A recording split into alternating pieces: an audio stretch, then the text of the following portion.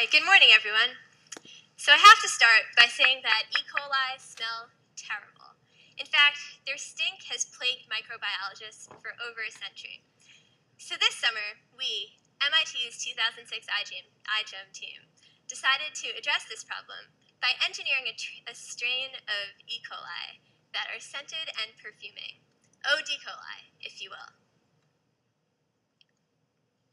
I'd just like to briefly introduce the team. We're 5 undergraduates. My name is Vina. I'm a sophomore majoring in chemistry and physics. This is Andre. He's a junior majoring in biology and physics. Stephen is also a junior majoring in biological engineering. Kate's a sophomore majoring in biological engineering as well. And Bo is a sophomore majoring in electrical engineering and computer science. Unfortunately, he has laryngitis today and will not be able to present with us. But we also had 5 excellent graduate students and 2 faculty advisors, Drew Endy and Tom Knight, who are invaluable. So I mentioned that we engineered these scented bacteria. Well, what were our motivations for doing this project? You don't have to travel far to see, or rather smell, why our project is so incredibly relevant. Just across the parking lot in the bio building here at MIT, there are countless labs where you just walk in and all you smell is the reek of E. coli. Our project fixes this by making the lives of countless microbiologists that much better by perfuming their labs with mint and banana. Another reason that we chose for this project was the fact that in biological engineering, we have investigated visual reporting devices, but scent has not really been investigated as a useful reporter. So in our project, we sought to expand this field of synthetic biology. So I just want to go into some background about making a scent. To make a scent, we found that you need to have an enzyme. And what this enzyme has to do is convert something that does not smell into something that does smell. So we found 5 of these enzymes that do this task for 5 different scents. However, as we progressed through the summer, we had to eliminate a few due to problems in the lab. For example, the jasmine scent could not be isolated from the DNA, even though we tried to PCR it out, and same with the cinnamon, we just couldn't get the DNA for that. There's also this 3rd scent, which was advertised in the literature as being fresh and floral. However, in lab, we found that it actually smelled like cherry cough medicine, and no one really likes cherry cough medicine, so we just tabled that one right there. So we were left with these 2 scents, wintergreen and banana.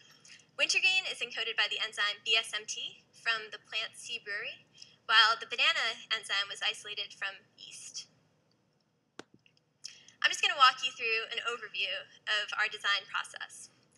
We started in a phase of initial planning, where we investigated, could we put a precursor into a cell and have it give off a smell? So this great thing's a cell. Can we put something in and get something out that smells good? Well, we thought we could, so we went ahead and designed devices that did this. So as you can see, this green box represents a wintergreen generating device, which takes in salicylic acid from outside the cell and produces the scented compound of methyl salicylate, which smells like mint. We created an analogous banana generating device, which takes in isoamyl alcohol from outside the cell and converts it into isoamyl acetate, which smells like bananas. So this is a great system. You put something in, you get out your wonderful scents. But we want to take it a step further, because as you can see, you have to add salicylic acid and isoamyl alcohol to get this cell to produce its scents. What we wanted to do was to take these molecules and bring them into the cell so that we didn't have to add anything to produce our scents. So we did this here. We created these devices, a salicylic acid generating device in the green hexagon and an isoamyl alcohol generating device in the yellow hexagon.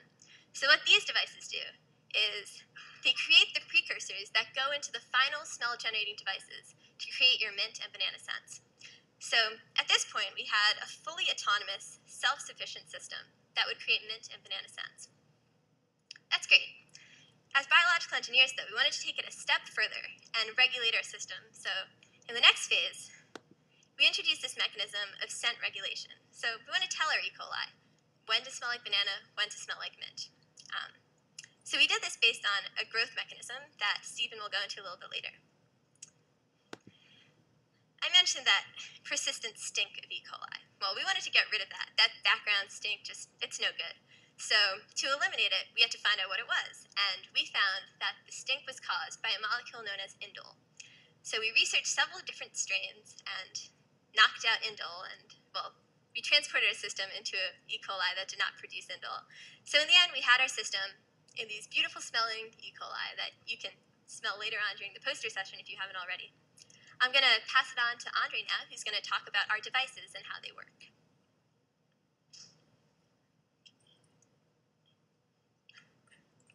So what Vina has just shown you is a very zoomed out picture of what we were trying to do this summer.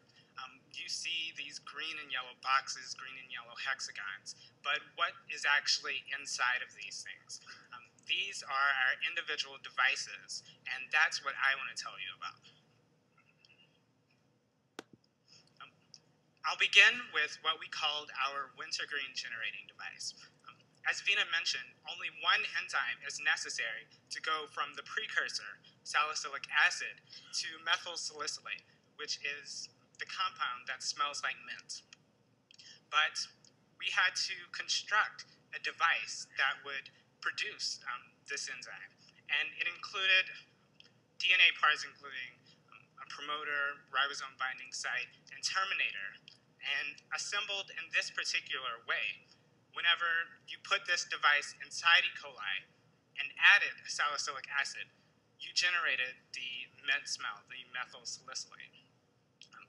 As engineers, we wanted to quantify this system.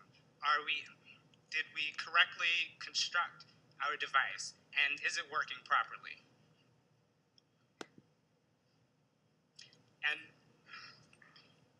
this is gas chromatograph data that actually shows that this particular device did indeed work. In E. coli, obviously, there's no methyl salicylate being produced. E. coli do not naturally smell like mint.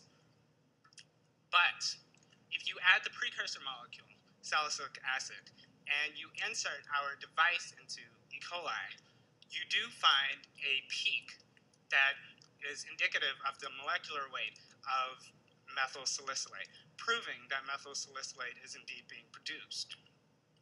But for our particular system, if we really do want to make labs across the world smell better, it's not sufficient to say that just methyl salicylate is being produced. We want to actually be able to smell it. And that was the most important part of testing this particular device. And that's what we did. We added the precursor, added our device, and we were able to smell mint. And if you got a chance outside for our smell test, you may have actually been able to do the same. Furthermore, as Vina said, we had an analogous system for producing the banana scent. Again, one enzyme was necessary. We assembled the necessary parts, and once that was done, we could therefore take in, if E. coli could take in isoamyl alcohol with this device in place, they would produce the banana scent. Again, after we designed this device, we constructed this device, we tested it, again using our noses. And I want to point out here that it was really important that we came up with an easily testable system.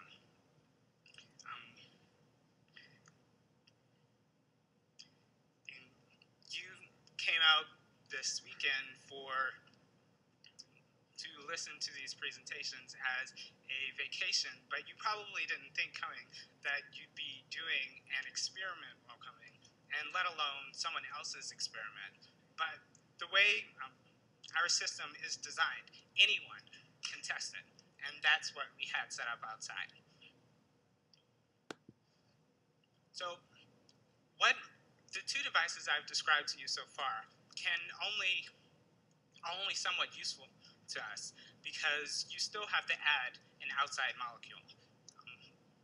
So we wanted to take this a step further. We want E. coli to automatically produce the precursor molecules.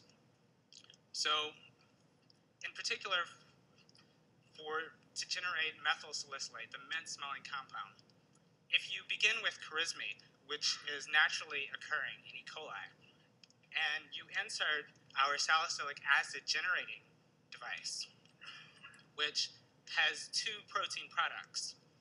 These products will metabolize chrismate and give you salicylic acid. Salicylic acid enters the wintergreen generating device, giving you a mint smell. And essentially the same system for the banana smell. Leucine, as you know, is already present in E. coli. It enters our isoamyl alcohol generating device, being metabolized by these two protein products.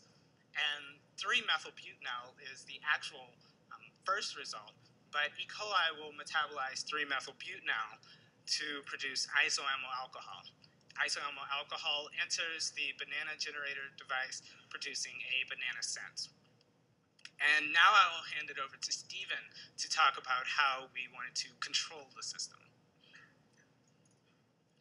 Thanks, Andre. Well, so the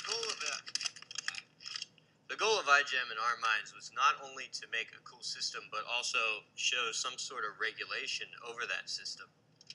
So we looked into many control mechanisms, such as light-sensitive promoters and heat shock promoters, but ended up deciding on doing something that has never been seen in the registry.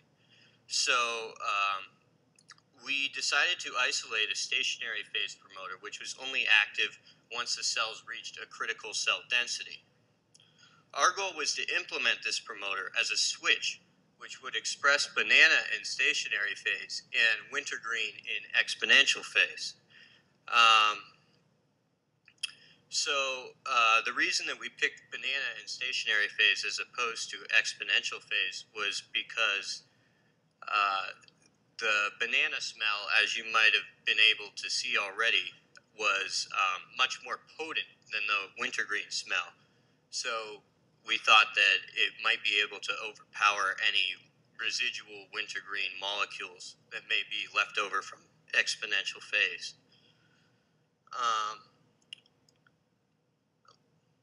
So we researched several promoters, and we finally decided on OSMY, which is active in stationary phase and under high osmotic pressure conditions.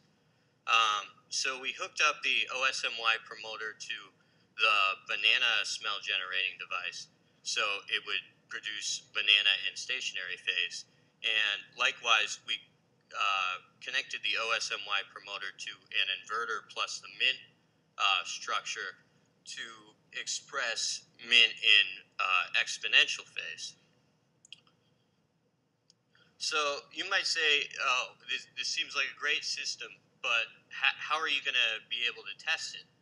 So the way in which we did that was we hooked up our OSMY promoter to our GFP protein generating device and measured fluorescence over the cell growth cycle.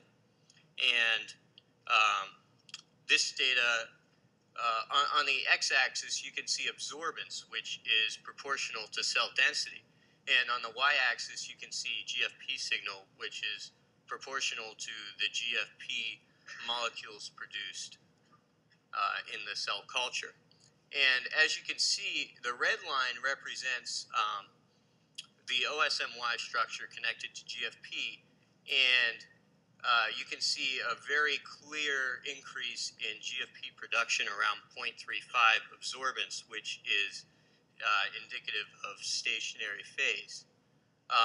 Also, you can compare this with the gray curve, which is a relatively linear relation, which is the constitutive promoter connected to the GFP protein generator. And also as a negative control, we had the brown curve, which represents just cells with no fluorescence whatsoever. But we decided to take it a step further and connect the OSMY promoter to the inverter plus the GFP protein generator. And as you can see from the green curve, GFP production levels off at stationary phase. after rapid growth during exponential phase, indicating that our structure worked. So now I'm going to hand it over to Kate, who's going to show you how these control mechanisms fit into our overall system. Thank you, Stephen. So now I'm hoping that you're all a bit more familiar with our 4 protein-generating devices, as well as our novel stationary phase switch mechanism. And so now I'm going to blow us back up into the big picture and recap just how, by assembling these specific components, we are able to successfully engineer and regulate our 2 different sense systems within the same E. coli cell. So as you can see in this first slide, our cell is in its exponential phase of growth, which means that due to our awesome Y inverter sequence here, methyl salicylate is in fact the only scent compound that can be produced. And if you'll stay with me as we fast forward a few hours in the cell growth cycle to its stationary phase, when it's reached a higher cell mass density, we can see that the awesome Y inverter will no longer control the transcriptional activity of the system, but the plain awesome Y promoter connected to our banana generating device will overtake the system control, and we will get only banana during our stationary phase. So we see that we have this regulated system capable of producing methyl salicylate during exponential phase, capable of producing banana isoamyl acetate during stationary phase. And I'd like to emphasize that each one of these devices we were able to design, construct, test, and prove that worked this summer. And we added it into the registry. So you might ask, what more could we do? Where could we go from here? Haven't we reached the end of this project? But we wanted to do even better. We wanted to improve our system even more, and we figured that the best way to do that would be to eliminate the natural sink compound still present in our E. coli. And we went back to the literature to do this and found that, again, indole was the molecule responsible for the bad odor. We found out that it was biosynthesized within the cell from the tryptophan, and gleaning from our experience looking into biosynthetic pathways this summer as we designed our 4 biosynthetic protein generators, we figured and hoped that mutating the tryptophanase gene would yield us with indole deficient phenotypes in our E. coli. So what we did is we obtained from the Yale Distribution Center a number of strains with various mutations, deletions, and insertions in the tryptophanase gene, grew those cultures and smelled them, and found our clear favorite, and then took that on to characterize it with a gas chromatograph again.